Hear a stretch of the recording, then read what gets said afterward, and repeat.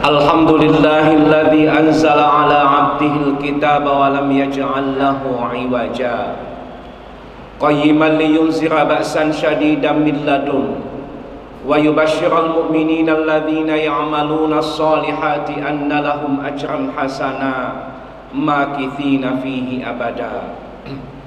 Asyhadu an la ilaha illallah wahdahu la syarikalah wa asyhadu anna Muhammadan abduhu wa rasuluh la nabiyya ba'da. Allahumma salli wa sallim ala sayyidina wa maulana Muhammadin wa ala alihi wa sahbihi ajma'in.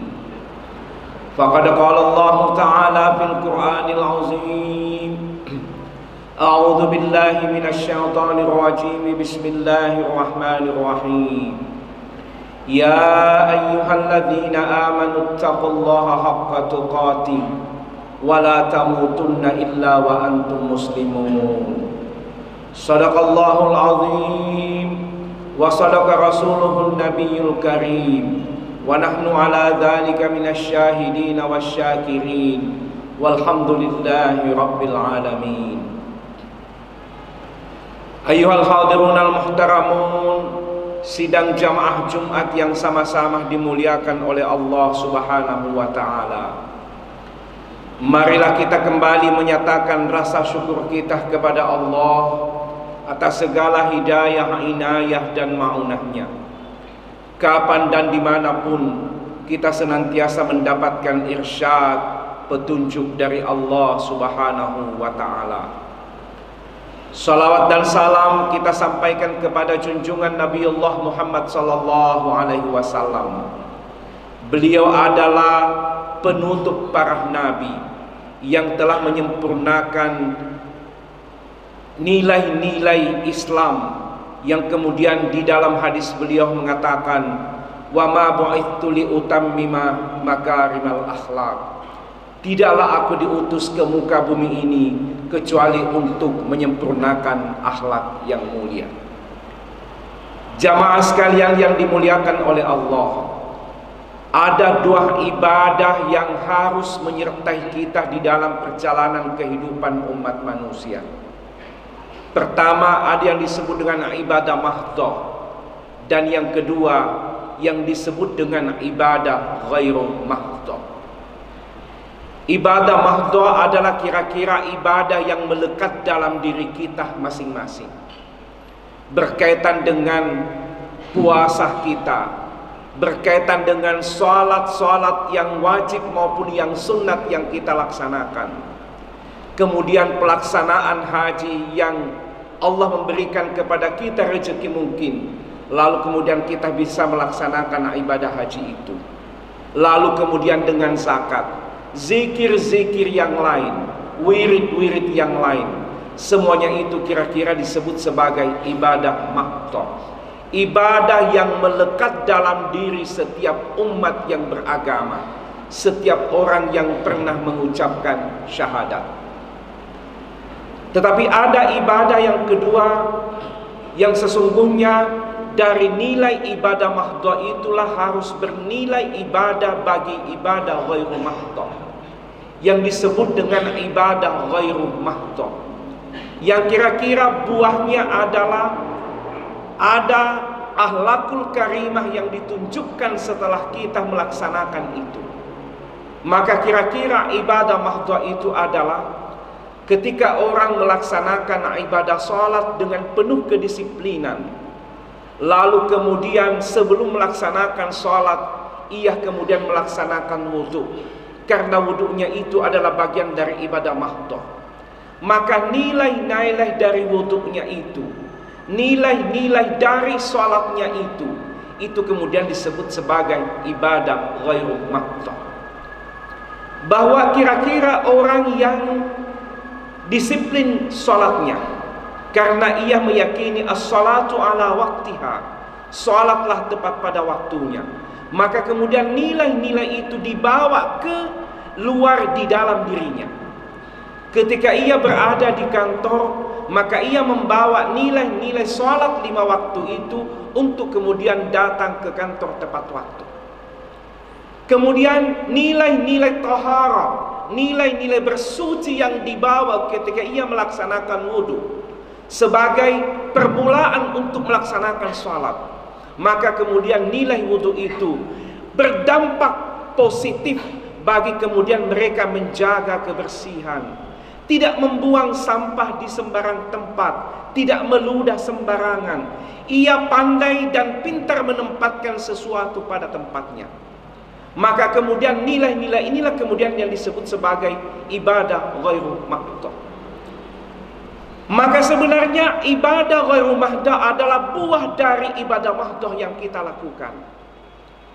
Kemudian yang kedua, kira-kira ibadah ghairu mahdhah itu adalah hal-hal apa yang kemudian mendukung apa yang kemudian kita bisa makin menguatkan komitmen kita beribadah kepada Allah.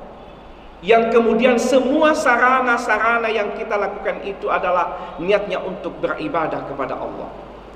Maka ketika seseorang menunjukkan sikap komitmen untuk menuntut ilmu, maka sebenarnya bagian dari menuntut ilmu itu adalah bagian dari ibadah mahdhah. Orang yang keluar rumah lalu kemudian niatnya untuk mencari nafkah agar kemudian menjadi bagian dari tanggung jawab atas keluarga-keluarganya, maka kemudian perjalanan yang ia lakukan adalah bagian dari ibadah ghairu mahdhah.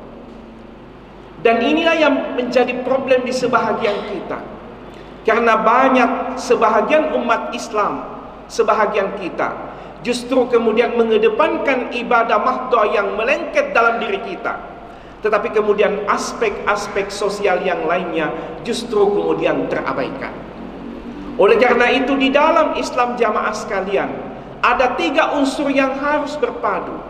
Tidak boleh yang satunya menafikan dengan yang lainnya. Yang pertama disebut dengan akidah, sesuatu yang berada di wilayah batin kita, keyakinan-keyakinan dan keimanan itu, ketauhidan itu. Yang kemudian yang kedua, yang disebut dengan aspek syariah. Syariahnya itulah tadi yang saya sebutkan, ketika kita melaksanakan salat, maka ibadahnya mahdhah. Aspek syariahnya, aspek fisik yang ditunjukkan dari perintah Allah itu. Kemudian yang ketiga adalah aspek akhlakul karimah, bahwa ada akidah unsur di dalam, kemudian ada pohonnya yang bernama syariah, lalu kemudian buahnya itulah disebut sebagai akhlakul karimah. Kita tidak mengharapkan bahwa setelah kita kuat pohonnya, karena kira-kira akarnya sangat kuat yang disebut dengan akidah, lalu kemudian pohonnya tumbuh besar dan kuat, tetapi kemudian ternyata tidak berbuah, maka kesempurnaan seseorang sebagai seorang muslim yang kafah adalah kokoh batangnya karena ada akar yang kuat, lalu kemudian ada batangnya yang kuat dan kokoh, tidak gampang untuk diterjang oleh angin.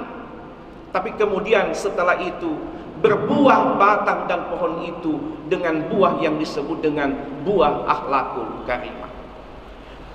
Maka oleh karena itu seringkali Rasulullah SAW beliau mengatakan bahwa begitu kira-kira Al-Quran datang, maka di masa-masa awal turunnya Al-Quran itu umumnya bercerita tentang ketauhidan. Makanya ayat-ayat yang turun ketika Nabi berada di Mekah itu umumnya ayat-ayat yang menguatkan ketauhidan, supaya kemudian umat mengatakan qul huwallahu ahad, Allah itu esa. Maka kemudian ayat yang turun ketika Nabi berada di Mekah itu umumnya ayat-ayat yang berkaitan dengan tauhid.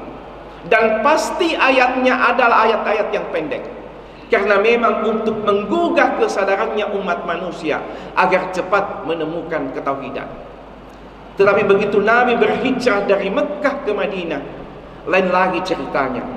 Ayat-ayat yang turun ketika Nabi pindah ke Madinah tidak pada umumnya ayat yang berkaitan dengan tauhid, tetapi ayat yang turun adalah berkaitan dengan aspek ekonomi, aspek sosial, aspek kehidupan umat manusia lainnya.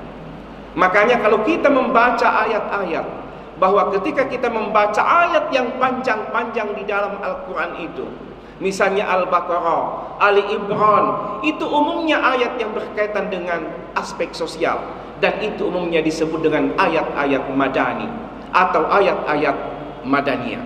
Kenapa? Karena isinya adalah kira-kira berkaitan dengan aspek hubungan sosial, aspek ekonomi, aspek kehidupan antar umat manusia. Oleh karena itu ketika Nabi berada di Mekah, lalu kemudian diperintahkan untuk pindah berhijrah dari Mekah menuju ke Madinah, lalu kemudian yang pertama kali dibangun oleh Rasulullah SAW adalah masjid. Kenapa masjid?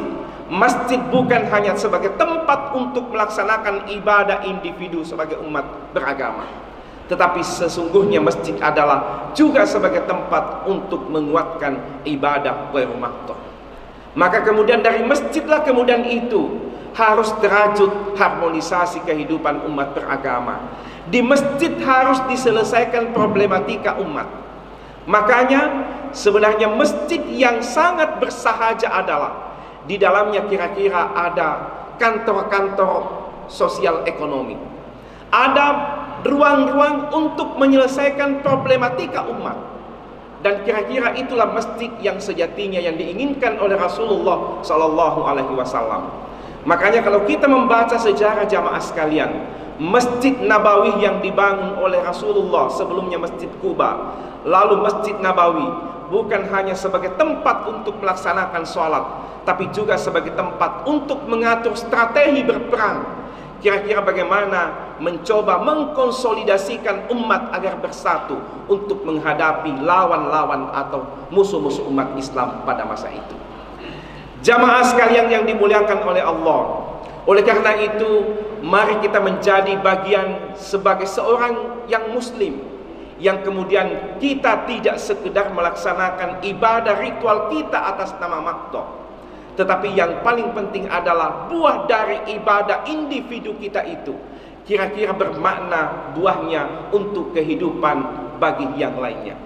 Bahwa ketika kemudian selesai kita melaksanakan sholat, ada kepedulian kita memelihara kebersihan, tidak gampang membuang sampah, kemudian kita menghormati lampu merah, dan itu kemudian yang menjadi problem di tengah-tengah kita umat beragama. Oleh karena itu tepatlah bahwa beragama insan kamil adalah yang memadukan 3 aspek.